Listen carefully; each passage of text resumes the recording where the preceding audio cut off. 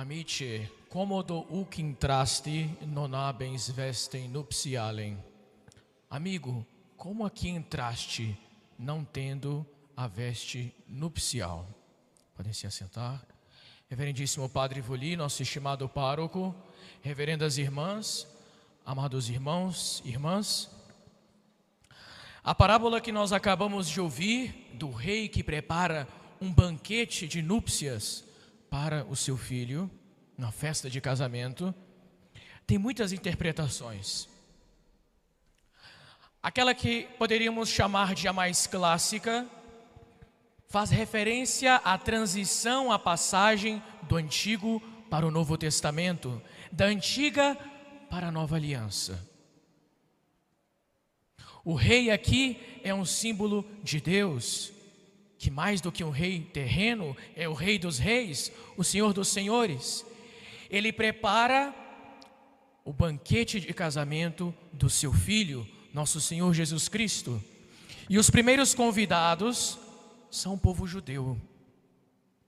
Eles, porém, menosprezam o convite do Senhor e, por isso, Deus manda com que sejam convidados todos os povos, todas as nações. Os primeiros emissários, representantes do rei, são os profetas, que foram mortos pelo povo judeu. Mas agora Deus manda os sacerdotes da nova aliança e forma para si um novo grupo de convidados que são chamados a tomar parte na ceia da vida eterna, que somos todos nós. O primeiro significado, então, da parábola é da oferta universal da graça e da salvação, o Novo Testamento, a nova aliança, cujo tempo nós estamos vivendo agora, depois da vinda de nosso Senhor. O segundo significado, que já diz respeito à última parte da parábola, que é quando o rei chega na festa e ele percebe que um dos convidados não estava trajado adequadamente. Ele não trazia a vestimenta nupcial, são as palavras do Evangelho. E aqui nosso Senhor quer nos ensinar que não basta o convite que nós recebemos no batismo, mas que é necessário também para entrarmos no céu e para vivermos a bem-aventurança eterna com Deus, que nós trazemos conosco a veste nupcial da graça santificante. Ou seja, aqui nosso Senhor fala da necessidade de estar em estado de graça para podermos nos salvar. No dia do nosso batismo, o sacerdote, o diácono, ele impôs a estola sobre nós e ele nos disse: entra no templo de Deus para teres parte com Cristo na vida eterna.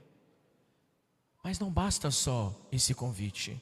É necessário nós conservarmos branca, sem mancha, a veste da nossa alma, que é a graça, que foi simbolizada também no dia do batismo, por aquela veste branca, muitas vezes a toalha branca, que nós recebemos no rito do batismo, no dia em que nós somos convidados para a ceia da vida eterna. Mas, dentre as interpretações que a igreja sempre fez dessa passagem, gostaria de chamar a atenção para a última parte da parábola,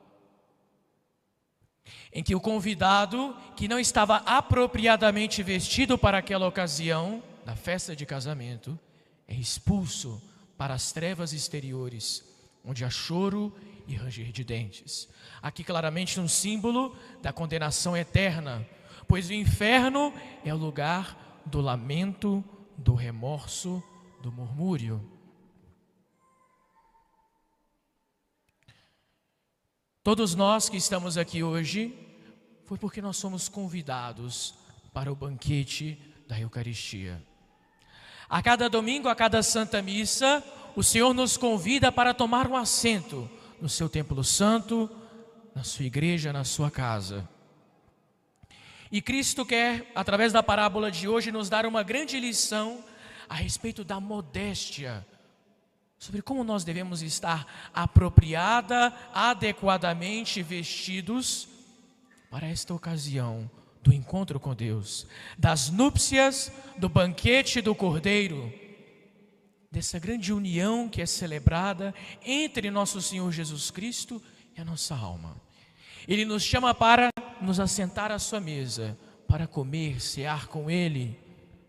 Nos chama para o casamento, a grande festa do seu divino Filho, nosso Senhor Jesus Cristo. O sacerdote, pouco antes de nos entregar a Sagrada Comunhão Eucarística, mostrando a hóstia para nós, para que nós a adoremos, ele proclama que felizes são aqueles que foram convidados, chamados para o banquete do Senhor. E nós respondemos que nós, batendo no peito, não somos dignos desse convite. Não somos dignos de que Ele entre em nossa casa, a casa do nosso corpo, da nossa alma, mas poderíamos completar ainda, também nós não somos dignos de entrar na casa do Senhor, no seu santuário, na sua igreja, o seu templo santo. Não somos dignos porque trazemos a veste da nossa alma já manchada por muitos pecados. Claro, pecados, se Deus quiser, já perdoados pelo sacramento da confissão, pela oração, pelos meios que a igreja nos dá para obtermos de Deus o perdão, mas ainda assim, uma alma carregada com as marcas do pecado. E se nós já trazemos a alma manchada com tantas culpas, uma alma indigna, não podemos também nos tornar ainda mais indignos o nosso corpo, de receber nosso Senhor, de estar na sua presença, no seu banquete eucarístico. É aquilo que nós ouvimos na coleta do dia de hoje, quando nós pedimos a graça de estarmos desembaraçados, desimpedidos, não só de alma, mas também de corpo, para irmos ao encontro de Deus. Ao aceitarmos o convite de nosso Senhor, nós temos que estar à altura desse convite, nos portar condignamente.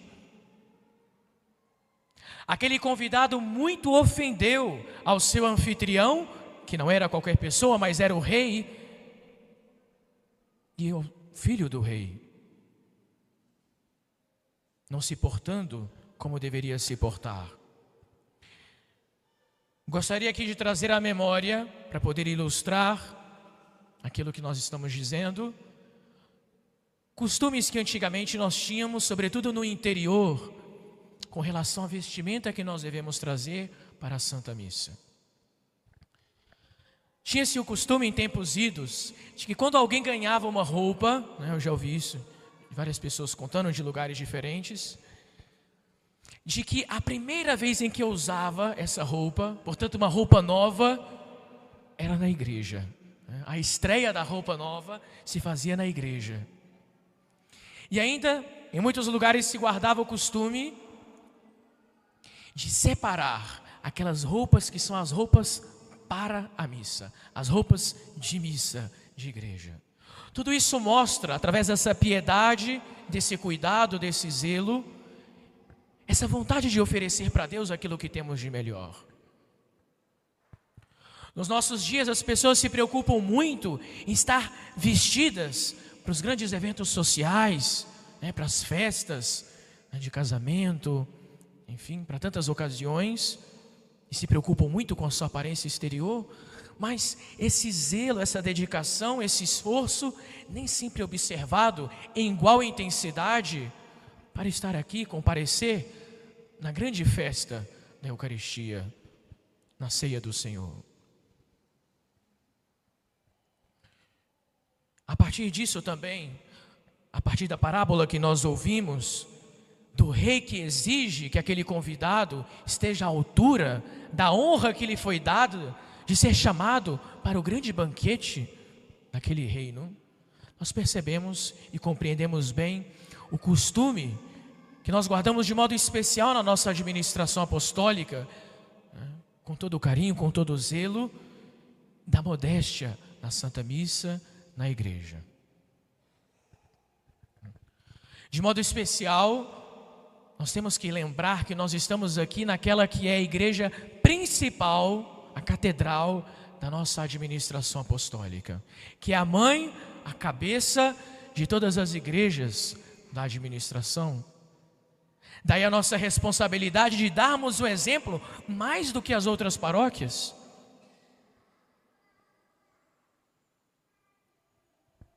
De modo especial, destaco aqui, é claro, tanto para os homens quanto as mulheres, há o dever da modéstia, mas em primeiro lugar para as mulheres, relembro o piedoso costume do véu e da saia. O véu, que é um costume antiquíssimo na igreja, que remonta aos primeiros dias da igreja, ao tempo dos apóstolos. Não sem razão, São Paulo, numa das suas cartas no Novo Testamento, ele faz referência ao uso do véu. Ele exorta a que as mulheres, no culto divino, elas tragam a sua cabeça coberta. Explicando aqui o que o apóstolo diz, de maneira breve, ele nos recorda que a mulher é dotada por Deus de uma certa glória, que aos homens não é dada. A mulher recebe de Deus uma beleza natural, dados seus traços muito mais delicados de beleza do que o rosto, do que as feições do homem. E portanto a mulher recebeu de Deus um atrativo, uma beleza próprios do ser, do feminino. Portanto, é uma atitude de humildade da parte da mulher, ensina o apóstolo, de que quando ela entra na igreja, ela esconda a sua glória. São Paulo chega até a mencionar os cabelos da mulher, que são como que a glória da mulher. Então ela esconde a sua glória, para que então, num ato de humildade, toda a glória seja dada no templo a Deus. Nós também temos esse costume muito piedoso, de muito zelo, um sinal de devoção, de piedade, de que as mulheres também façam uso da saia, que moralmente, nós sabemos, é o mais perfeito. Claro que tem saias e saias, mas corretamente compreendido, justamente entendido, é a saia que ajuda a esconder as linhas do corpo, E portanto uma atitude de modéstia que parte da virtude, da pureza, da castidade. Aos homens também, os homens não são menos convidados ao banquete do Senhor do que as mulheres, também compete a eles uma atitude de modéstia durante a Santa Missa. Claro que pode parecer até um pouco óbvio, mas não custa reforçar, o uso da calça comprida, de um sapato fechado, de não se usar camiseta, nem camisa de time ou que tenha propaganda, ou estampas que possam ser ofensivas ao decoro, à honra da casa de Deus. Não tem como aqui nós contemplarmos todos os casos, mas que cada um examine a sua própria consciência e saiba aquilo que é mais conveniente ou menos conveniente para se usar na casa de Deus. Tudo isso é para a maior honra e glória de Deus, é pelo zelo da casa de Deus. Não se trata aqui de usar vestes caras, mas que por mais que sejam simples as roupas, enquanto a nossa condição não permite que façamos melhor, mas que nós ofereçamos para Deus o que temos de melhor, que possamos dar o melhor para Deus, que estejamos à altura desse convite que Ele nos faz, de modo especial, explicitamente no Evangelho de hoje, esse convite para a festa, para o banquete eucarístico.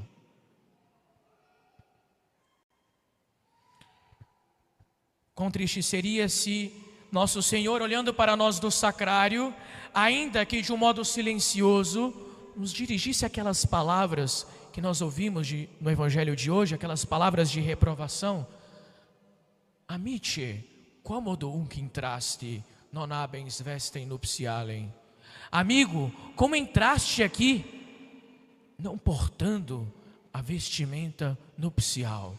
a veste própria para o casamento, para a festa da Eucaristia, para a minha ceia.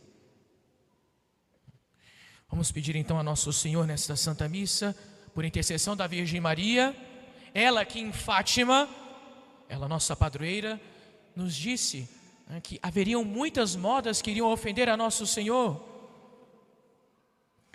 A ela que cantamos no Ave de Fátima, vesti com modéstia, com muito pudor, olhai como veste a Mãe do Senhor. Vamos pedir a Deus Nosso Senhor nesta Santa Missa, por intercessão da Virgem Maria, a graça dessa virtude da modéstia. Na nossa vestimenta, em primeiro lugar, como vimos hoje, mas também no nosso proceder, nas nossas palavras, no nosso modo de nos relacionar com as outras pessoas, de tratar as outras pessoas. E que assim nós estejamos, especialmente aqui na igreja, à altura do convite que Deus nos faz, de tomarmos aqui um assento na sua ceia, para que um dia possamos tomar um lugar no banquete da vida eterna. Amém.